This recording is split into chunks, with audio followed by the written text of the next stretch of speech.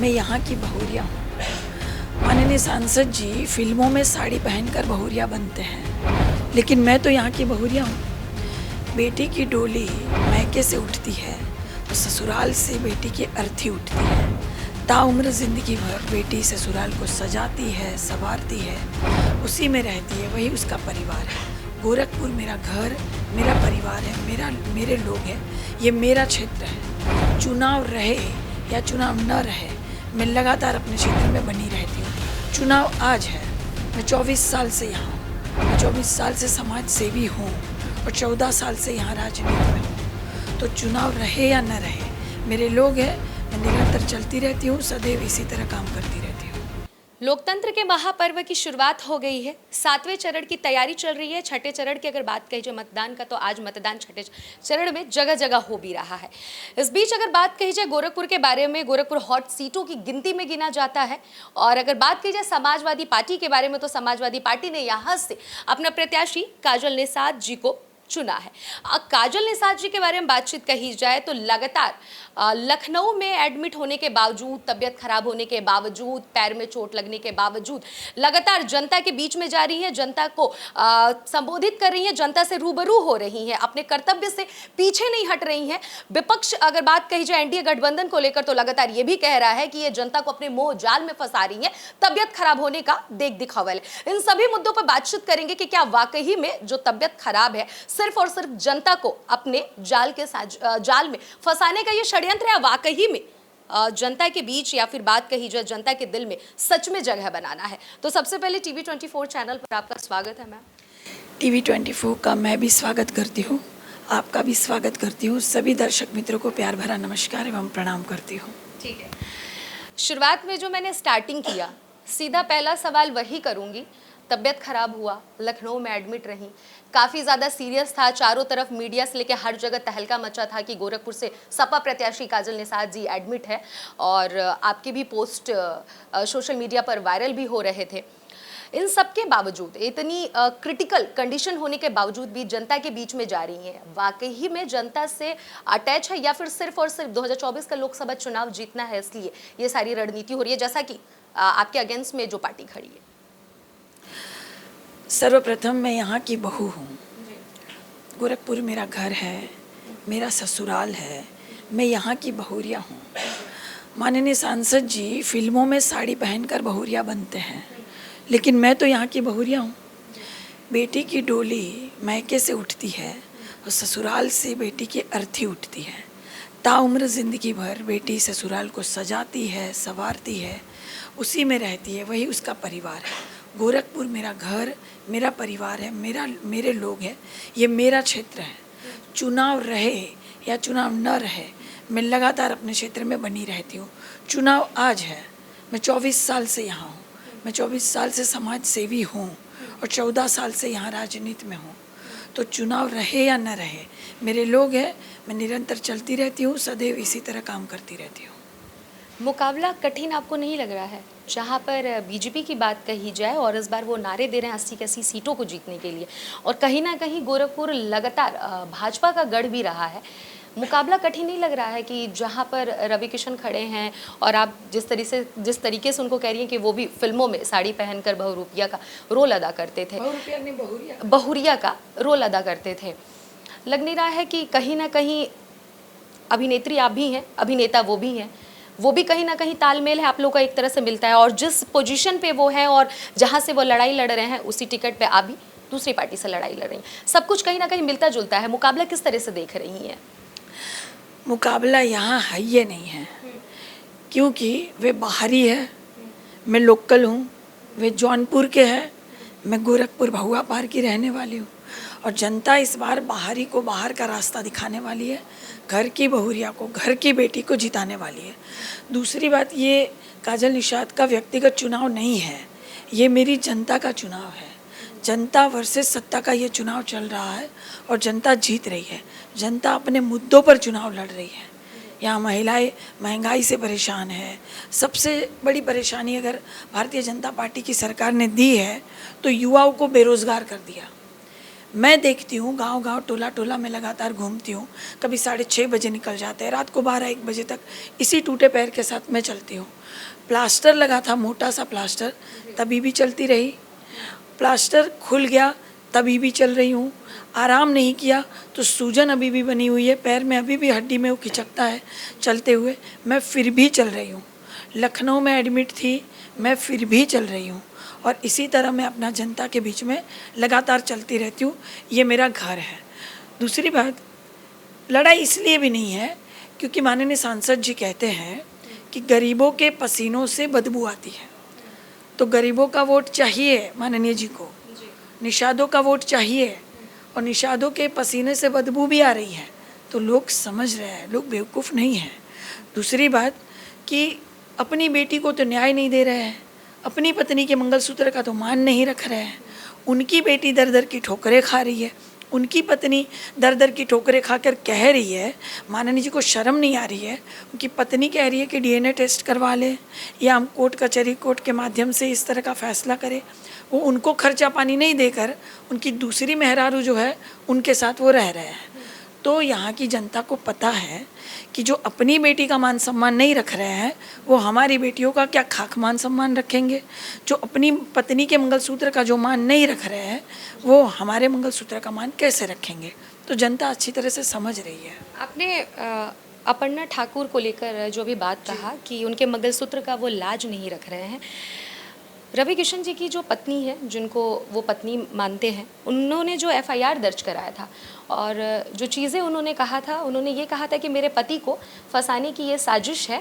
और साथ ही साथ उन्होंने ये भी कहा था कि ये समाजवादी पार्टियों का, हाँ, समाजवादी पार्टियों का, हाँ, समाजवादी पार्टियों की रणनीति है, क्योंकि लोकसभा चुनाव है, वो नहीं चाहते हैं कि मेरे पति जीते। उनकी पत्नी का ये कहना है, जैसा कि आपने कहा मंगलसूत्र की वो लाज नहीं रख रहे। इस पे ठाकुर को लाई, समाजवादी पार्टी अपर्णा ठाकुर को लाई या कांग्रेस लाई अपर्णा ठाकुर को? वो रवि किशन जी की पत्नी है। रवि किशन जी भोले हैं, लड़का है, 2 साल के, फंस जाएंगे। 2 साल के तो नहीं लगता। तब फंसा लेगी कोई। फोटो दिखा रही है बेचारी, वीडियो दिखा रही है, सारी चैटिंग वेटिंग दिखा रही है, रो रो के बुरा हाल बा, तो फंसा लिए लेवा। अब वो एक ही आई है, अभी तो एक ही आई है। जिस तरह का चाल चलन उनका है ना, 10 और लाइन में लगी होंगी, धीरे धीरे आएंगी, आप देखिएगा। लड़का कोई नहीं है यहाँ, कोई किसी को फंसा नहीं लेता है। रवि किशन जी का नेचर ही वैसा है कि कोई किसी को उनको फंसा नहीं, वो किसी को फंसा लेंगे। क्या लग रहा है, जीत पाएंगे? कौन? रवि किशन जी। वो तो जाएंगे घर अपने जौनपुर। लेकिन वो तो कहते हैं कि मैं यहाँ पे घर बनवा लिया हूँ, जनता के बीच रह रहा हूँ, उनके पल पल की खबरों को ले रहा हूँ, क्योंकि मैं यहाँ का बन गया हूँ। उनका ये बनवा लिए है ना, है तो नहीं ना यहाँ के, बाहरी है। यहाँ की जनता ये देखती है कि लोकल कौन है, क्षेत्र में कौन जा रहा है। सांसद निधि माननीय जी खर्च नहीं किए हैं कहीं। जनता उनको पूछती है कि माननीय जी ये 5 साल में जो सांसद निधि आयल बा कहाँ खर्च किया आपने? तो कहते हर हर महादेव। जनता कहती है आप अपनी बेटी को न्याय काहे नहीं दे रहे हैं, पत्नी काहे छोड़ रखे हैं? तो कहते हर हर महादेव। शमशान घाट का उद्घाटन करने जाते हैं माननीय जी, तो कहते हैं बाबू यहाँ जरब तो सीधा स्वर्ग में जाइबा। इस तरह की ये उलुल जुलुल बातें करते हैं। एक गरिमामय पद पर विराजमान है, जनता ने प्यार आशीर्वाद सहयोग देकर उनको विराजमान किया, और जनता के सुख दुख में कभी गए नहीं। जनता के लिए कभी अधिकारी को हड़काए नहीं होंगे, जनता के लिए कभी एसओ थाना पुलिस में वो गए नहीं होंगे, जनता के लिए कोई अस्पताल का इंतजाम नहीं किए होंगे, जनता के बच्चों का लड़कों का एडमिशन नहीं करवाए होंगे, बिटिया कहीं शादी करके कन्यादान नहीं किए होंगे। जनता के बीच में जाते नहीं। इनके नाम का एक पत्थर आपने देखा कहीं? आप आई ना, लखनऊ से आई ना, गोरखपुर आई, कहीं देखा आपने? इनके नाम का एक पत्थरवा नहीं लगा है। या ऐसे माननीय तो कहते हैं कि नौका बिहार को वही चमका है जहाँ पर लाशों के लगातार उस नदी में बिछाव रहा करते थे, वहाँ पर आज मतलब गोरखपुर का भी वीआईपी जगह है। वो नौकायान का नींव रखा था मायावती जी ने, और पूरा का पूरा चालू करवाया अखिलेश। हाँ बोला था ही, अखिलेश यादव जी ने पूरा चालू करवाया। मनो पूरा जो पुलाव पकाना था तो गैस चालू किया मायावती जी ने, पूरा का पूरा ग्रेवी के साथ पुलाव पकाया अखिलेश यादव जी ने। और भारतीय जनता पार्टी के लोग धनिया छिड़क के कहते हैं कि पुलाव हमने बनाया। ये इस तरह के नौटंकीबाज आपको भी पता नहीं है, यहाँ रहिए तो पता चलेगा। हाँ, बहुत शातिर है, बहुत क्रिया चरित्र है इनके अंदर। तो पूरा सिर्फ धनिया छिड़कने से कह देना कि पूरा पुलाव हमने पकाया, पूरे मेहनत का श्रेय ले लेना, तो जनता जान रही है ना, जनता सदियों से यहाँ रह रही है ना, नौकायान पे पहले भी जनता आती थी ना, तो जनता बूझ रही है अच्छी तरह से। आपने एक बात कहा कि रवि किशन जी निषाद समाज से दूरी बनाते हैं, बदबू आती है कई इंटरव्यू में, हाँ पसीनों से वो स्मेल उनको आता है जी, अभी भी कहा। वो कहते हैं कि निषाद समाज के कई ऐसे युवा हैं जो गोरखपुर में फिल्मों में मेरे साथ काम किए हैं, उनको हमने रोजगार दिया है, तमाम ये बातें कहते हैं, इस पर क्या कहना चाहिए? माननीय जी अभिनेता बनकर आए, फिर नेता बने। पहले मात्र रवि किशन लिखते थे, आपको भी पता होगा, और फिर उन्होंने फिल्मों में, अरे राजनीति में सक्रिय होने के लिए रवि किशन शुक्ला लिखना शुरू किया। शुक्ला सरनेम लगा कि उनको ये लगा कि परम आदरणीय ब्राह्मण समाज का वोट उनको मिल जाएगा। लेकिन सबसे बड़े ब्राह्मण परिवार का जो चेहरा है तिवारी हाथा, वहाँ पे छापा पड़वाते ईडी का, किस तरह के ब्राह्मण है वो योगी जी के जेब में पड़े रहते हैं रवि किशन जी। तो भारतीय जनता पार्टी में भी ऐसे परमादरणीय ब्राह्मण समाज के नेता हैं जो लड़ सकते हैं, आवाज़ उठा सकते हैं, निरंतर अपने क्षेत्र में अपने जनता के बीच में रहते हैं, लेकिन उनको टिकट नहीं दिया गया। लड़ सकते हैं फिर भी, बाहरी को बुलाकर फिर शुक्ल सर ने लगाकर इनको टिकट दिया गया। क्यों? क्योंकि शुक्ल जी चूँ चा नहीं करते हैं, शुक्ल जी जेब में पड़े रहते हैं, शुक्ल जी अपने में मस्त रहते हैं, एकदम अपने में मस्त रहते हैं। किस तरह से अपने मस्त हर हर महादेव बोल के मनो अपने में मस्त रहते हैं अच्छे से। तो योगी जी को चलता है ऐसे नेता, ऐसे नेता योगी जी चलते हैं जो चूचा नहीं करते, जनता के बीच में उलूल जुलूल बयान दे, ठीक ना। तो इसीलिए जनता इनको पसंद नहीं करती है। दूसरी बात कि ये अभिनेता बनकर नेता बने, लेकिन अभिनेता बनकर ही रह गए। अभी भी शूटिंग खेलते हैं, अभी भी रियल लाइफ वाला जीवन जी रहे हैं। रियल लाइफ में माननीय जी क्षेत्र में उतरते नहीं हैं। मैं क्षेत्र में सुबह से चलती हूँ, रात तक मेरी हालत ख़राब हो जाती है, हमारे गटैयो बैठ गए बोलत बोलत, पूरा कपड़ा लत्ता पूरा धूल धक्का हो जाता है। और माननीय सांसद जी का कपड़ा का घड़ी नहीं टूटता है, एकदम वाइट और टाइट कुर्ता पहन के चलते हैं। इस तरह से चुनाव लड़ेंगे, इस तरह से क्षेत्र में जाया जाता है, तो जनता बूझ रही है।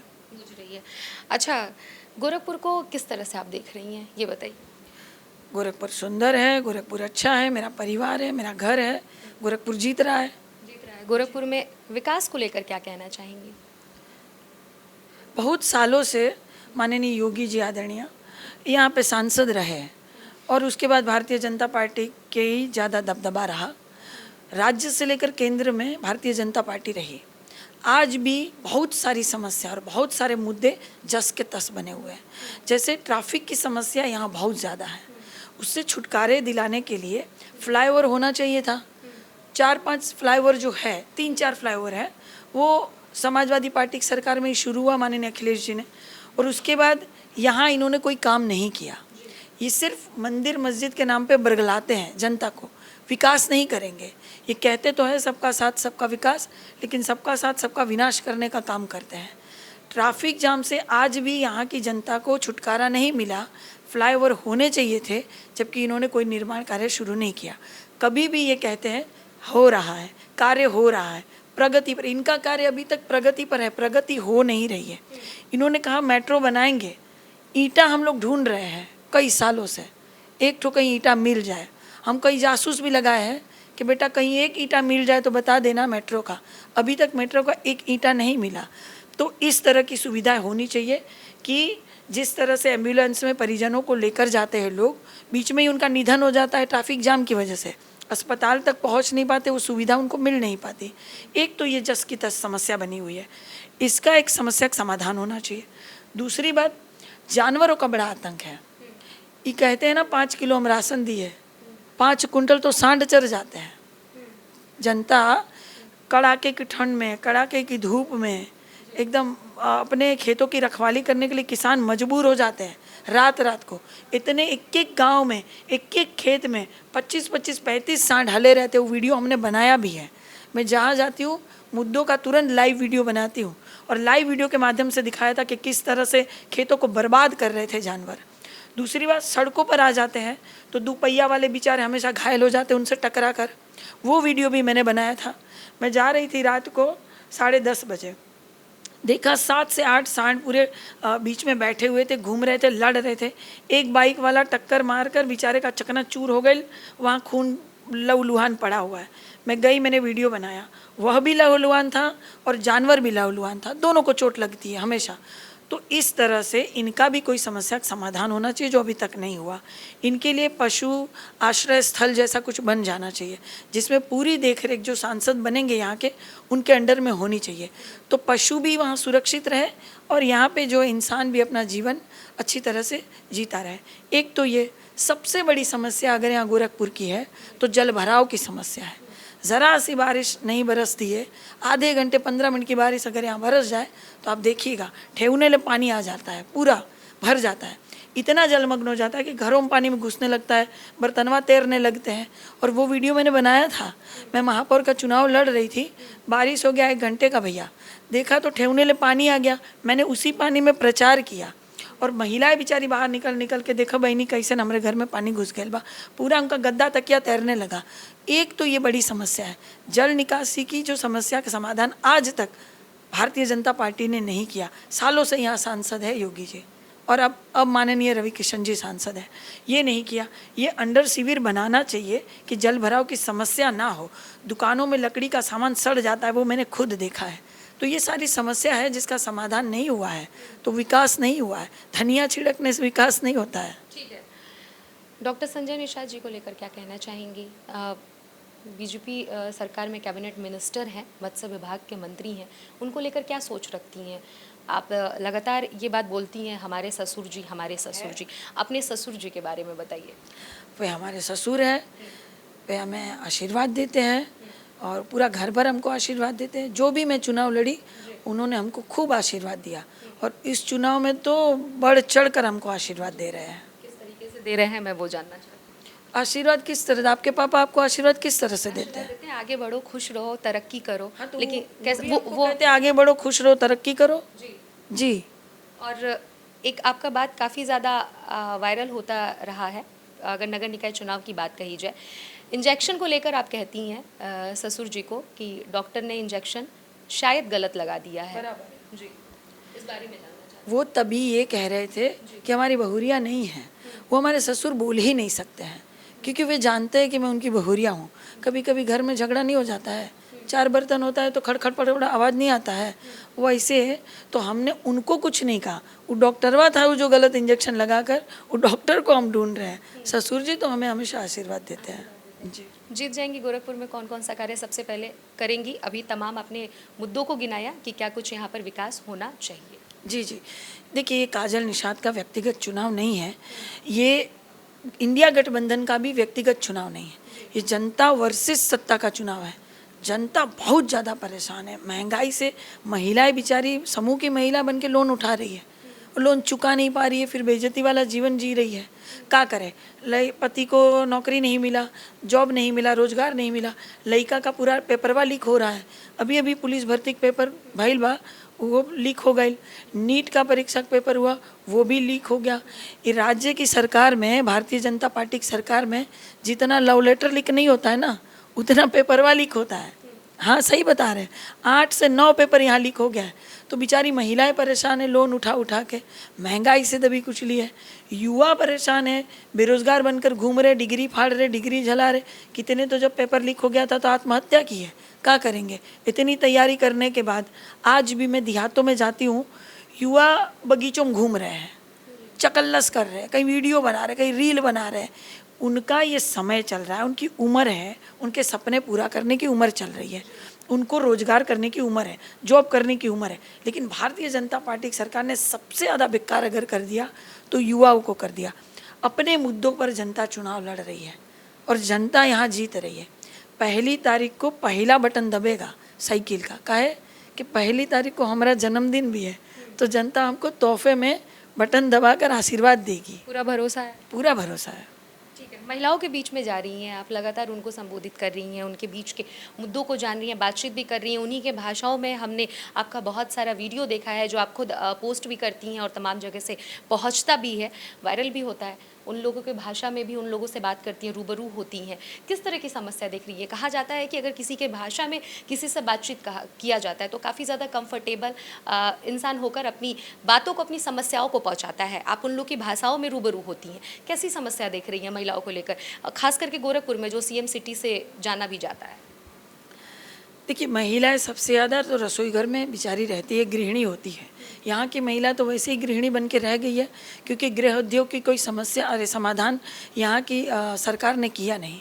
जो मेरी पहली प्राथमिकता होगी कि मैं महिलाओं को आत्मनिर्भर करूँ, क्योंकि वो समूह की महिला बनकर लोन उठा रही है तो बहुत अपमानित हो रही है, रो रो के हमको बता रही थी।